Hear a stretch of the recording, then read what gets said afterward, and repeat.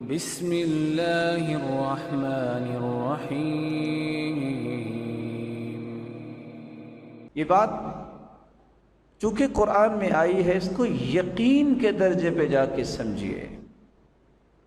مصیبتیں، بیماریاں، غم اور دکھ آتے کیوں ہیں؟ اس کی بنیادی طور پہ 3 وجہ ہیں۔ مت کہیے فلاں کی وجہ سے، فلاں کی وجہ سے، فلاں نے یوں کیا، فلاں نے یوں کیا۔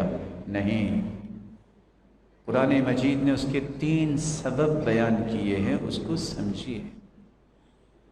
سب سے پہلا سبب، انسان کے اپنے ہاتھوں کی کمائی ہی انسان کے سامنے آتی ہے۔ اللہ عز و جلال قرآن مجید میں فرماتے ہیں وَمَا أَصَابَكُم مِّن مُّصِيبَةٍ فَبِمَا كَسَبَتْ أَيْدِيكُمْ وَيَعْفُو عَن كَثِيرٍ۔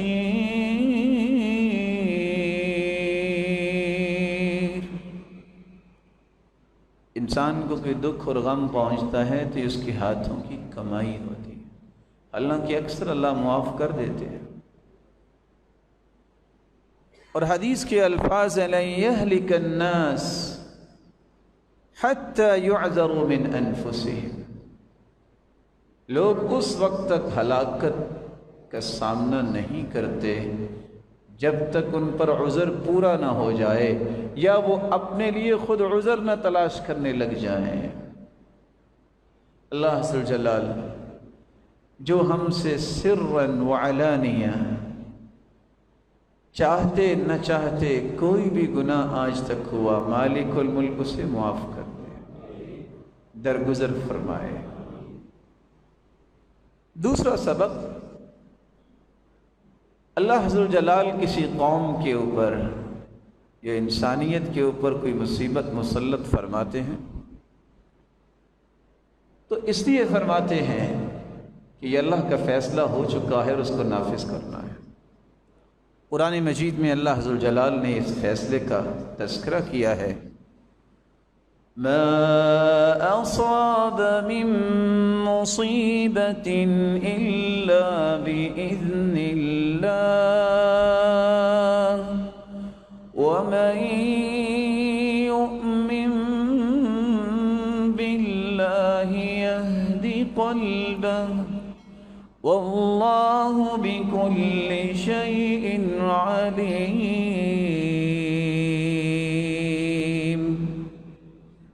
کوئی بھی دنیا میں مصیبت آتی ہے تو اللہ کے حکم سے آتی ہے، اس کی مرضی سے آتی ہے۔ اور آتی کیوں ہے؟ کیا اللہ عز و جلال اس حکم کے ساتھ چاہتے ہیں؟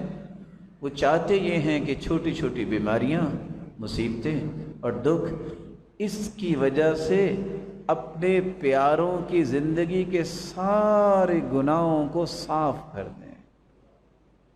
ما يصيب المسلم من نصب ولا وصب ولا هم ولا حزن ولا غم حتى الشوكة يشاكها إلا كفر الله بها من خطاياه۔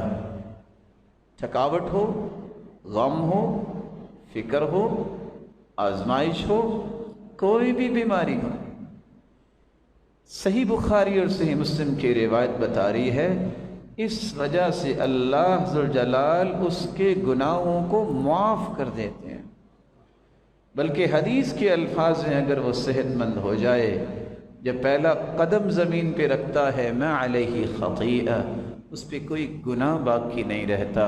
اور دوسری روایت کے الفاظ ہیں کہ یوم ولدتہ امہ، اللہ عز و جلال اسے گناہوں سے اس طرح پاک صاف کر دیتے ہیں جیسے آج ہی اس کی والدہ نے اس کو جنا ہے اور نو مولود بچے پہ کوئی گناہ نہیں ہو۔ تیسرا سبب جو اللہ عز و جلال نے قرآن مجید میں بیان کیا ہے، ما أصاب من مصيبة في الأرض ولا في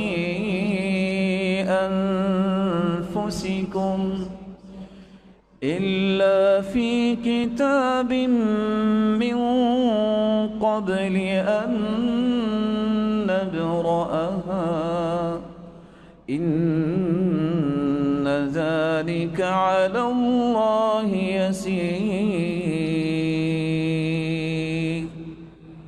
50,000 سال کائنات کی تخلیق سے پہلے اللہ نے لکھ دیا ہے، یہ فلاں فلاں پہ مصیبت اور دکھ میں ڈالوں گا۔ کیوں؟ اس لیے حدیث نے اس کی وضاحت کر دی۔ وجہ کیا ہے؟ ان الرجل ليكون له عند الله المنزلة فما يبلغها العمل فما يزال الله يبتليه بما يكره حتى يبلغه إياها۔ اللہ نے اپنے بندے کا درجہ جنت میں بہت بلند لکھ دیا ہے، لیکن اس کے اعمال اس درجے تک پہنچنے کے لیے کافی نہیں ہو رہے۔ تو اللہ یہ چھوٹی چھوٹی مصیبتیں اور بیماریاں اور دکھ دے کے اللہ اپنے اس پیارے بندے کو جنت کے اس اعلیٰ درجے تک پہنچانا چاہتا۔ اللہ مالک الملک ہم سب کو معاف فرمائے، ہماری غلطیوں کوتاہیوں کو معاف فرمائے، اور ہم کمزور لوگ ہیں، وہ بغیر کسی آزمائش میں ڈالے بھی تو معاف کر سکتا ہے، اس نے کسی سے مشورہ تو نہیں کرنا، وہ تو مختار کل ہے، اسی کے فیصلے نافذ ہوتے ہیں۔ اور اگر اس نے لکھ دیا ہے تو یمحو اللہ ما یشاء ویثبت، وہ اس بات پر بھی قادر ہے کہ اپنی ہی لکھی ہوئی تقدیر کو مٹا دے اور اپنی تقدیر کو لکھی ہوئی کو ثابت رکھے، فیصلہ پھر بھی اسی کا ہی نافذ ہوگا۔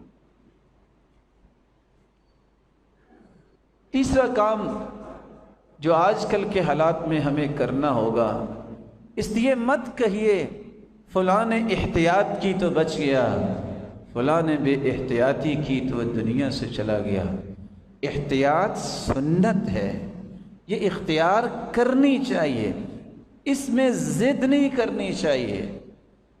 یہ جو میئرز ہوتے ہیں، جس طرح علم نے، شریعت نے میئرز بیان کیے ہیں، صحت کے حفظان کے لیے اگر کوئی میئرز ہیں تو ان کا خیال کرنا چاہیے، ضدی نہیں انسان کو بننا چاہیے، لیکن یقین آپ کا اور ایمان کیا ہونا چاہیے؟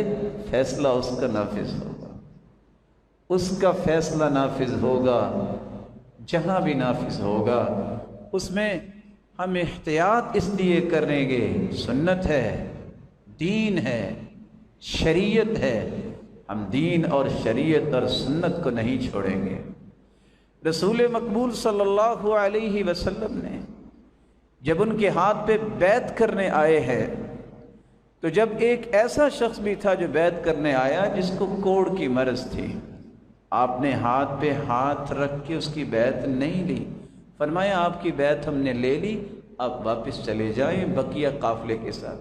کوئی نبی سے بڑا بھی توکل کرنے والا ہے؟ کوئی نبی سے بڑا بھی متقی ہے؟ کیا کسی نے وہاں ضد کی کہ اللہ کے پیغمبر آپ کے لیے آیا ہے، وہ اسلام کو قبول کرنے آیا ہے، اس کے بھی ہاتھ پہ ہاتھ رکھ کے بیعت لیں؟ کسی نے ضد کی؟ مومن جو ہوتا ہے وہ ضدی نہیں ہوتا، لیکن مومن جو ہے وہ رب پہ اپنا یقین بھی نہیں توڑتا، اس کا ایمان اللہ پہ مضبوط ہوتا ہے، اس میں خلل نہیں آنے دیتا۔